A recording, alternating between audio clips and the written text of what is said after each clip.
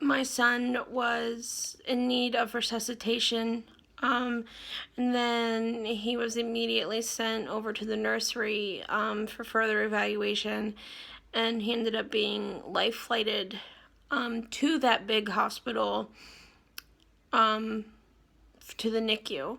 Now, getting more in depth of like my son's actual health and what caused his passing.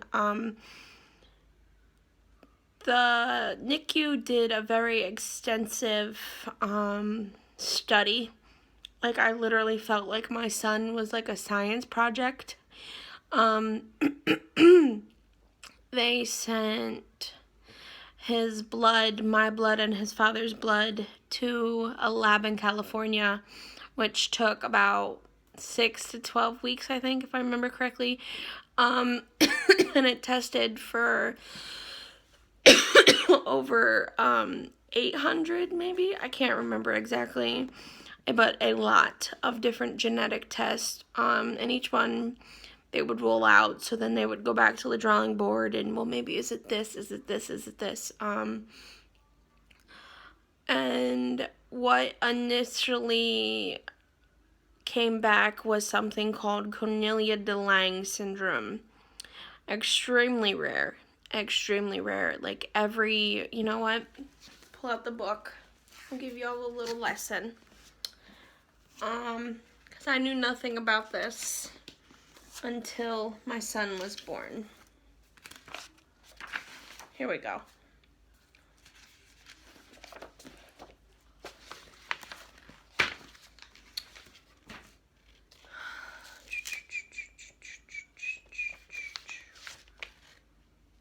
I'm trying to see, like, what the...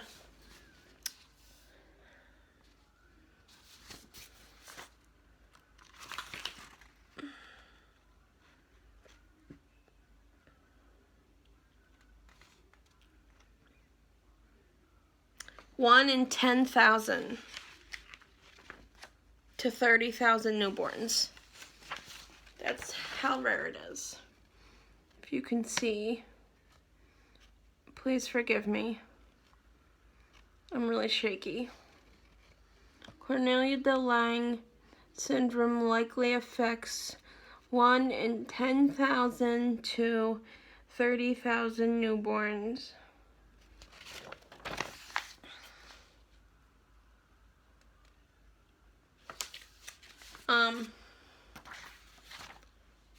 But yes, it's very rare, and it affects many things. My son was hairier. My son was smaller. My son's hands were, like they weren't straight like this. All of his fingers would bend inward to each of them. My son literally had a whole full-grown mustache, unibrow. His face was a little sunken in.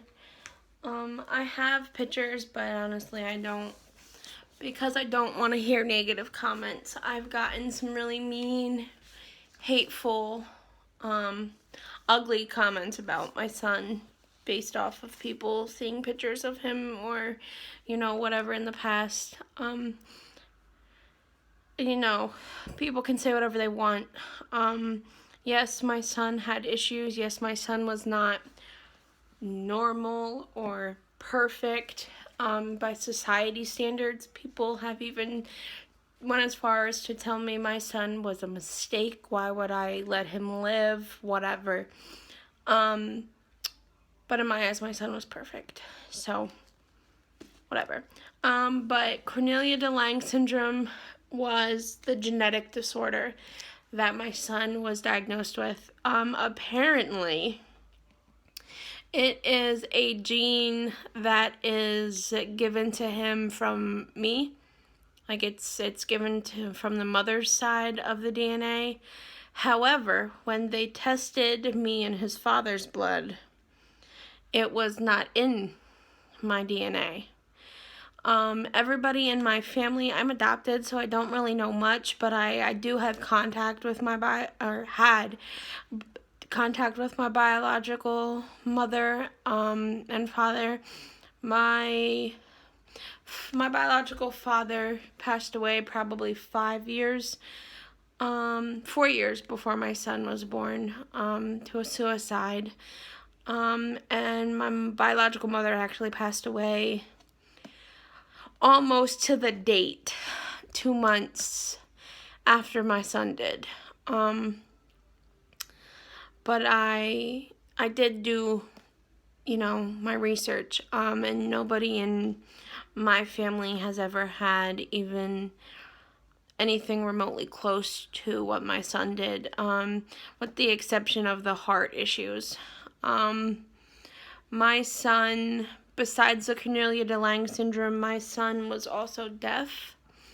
My son could only hear partially, not even fully, partially out of his one ear, so he was given a hearing aid to try to heighten that, but because of him also being blind, his eyes never fully developed, never fully formed. Like, he had them, they were there, they were just much, much smaller than they should have been.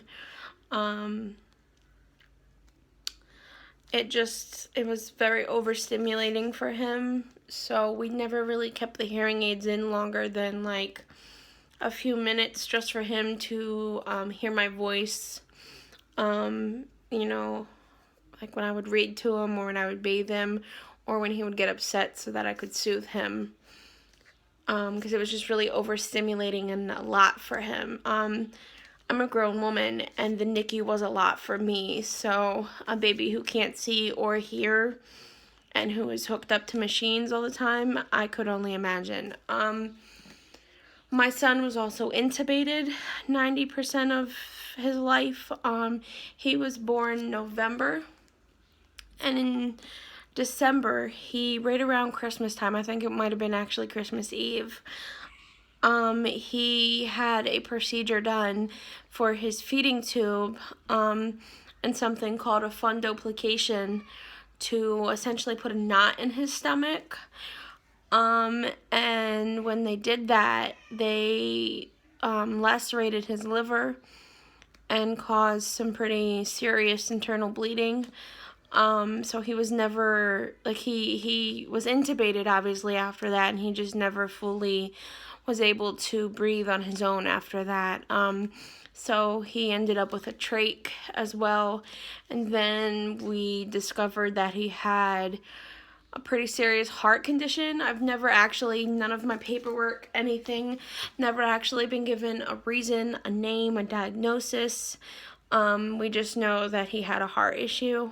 My son was given a pacemaker. And he was actually supposed to have like open heart surgery. But the winter was pretty serious. And the doctor who did those procedures at that hospital that my son was at did not want to do it. So they were going to send him to a different hospital, but the weather never coordinated. That was literally what their reasoning were. So he never was able to have that procedure done. And go figure, the genetic disorder my son had agitated and made worse the heart condition that he had. In just the 9 months that he lived, he had over a dozen different surgeries to put things in place, to fix things, to experiment, whatever. I don't know what the doctors were doing. I had a lot of issues with the hospital that my son was at. A lot of issues. But I'm not going to get into that right now. This is just about my son. This is not about legalities or anything like that. So my baby boy, he fought long, he fought hard, literally for every breath, every day for 9 months. And everybody kept telling me he's not going to make it, he's not going to make it. And I just kept saying, he's a trooper, he'll do it, he'll get through it. Every surgery, I was scared. I would hold my breath, and I couldn't breathe until he was back from surgery, until I put my eyes on him. I got him baptized, and everything. Like, I knew my chances of him coming home were slim to none, but I did everything I could to still be ready if he could. He's my first boy. I became a mom very young, and I wanted a son from, my very first baby to him, and to my, my new son. I hate saying new because I feel like that means that I'm replacing my, my angel boy, but that's not it at all. It's weird saying I have two boys when for the longest time all I had was girls. But all I wanted was a boy, and then I got my boy, but it was not at all how I pictured it. I didn't even get to hold him for the first 2 weeks of his life, because he was hooked up to machines and seized, and I think I probably only ever held him without him being hooked up to something twice. His father, because I know I'm going to get questions about that, his father was there for the first 4 days of his life, and then he left, and just never seen him again. And I offered him help to come to the hospital. The hospital offered him help. Friends and family of mine offered him help. He would come up with excuses. I don't want to, that's literally what I was told. And even the day that our son died, my son died at 8:35 in the morning.